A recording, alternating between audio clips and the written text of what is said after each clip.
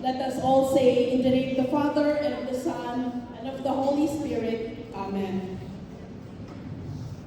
Heavenly Father, we come before you with full of gratitude and reverence.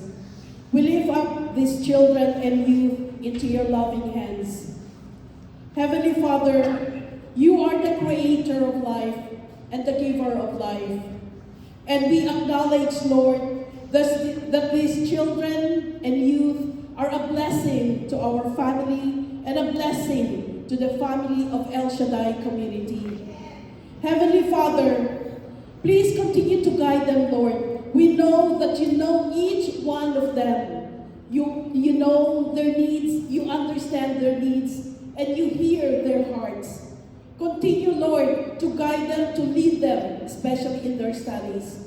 And also we lift up the families of these children and youth. Give them strength, Lord, that they will continue to guide their children. In the mighty name of Jesus, this we ask and pray. Amen. In the name of the Father, and of the Son, and of the Holy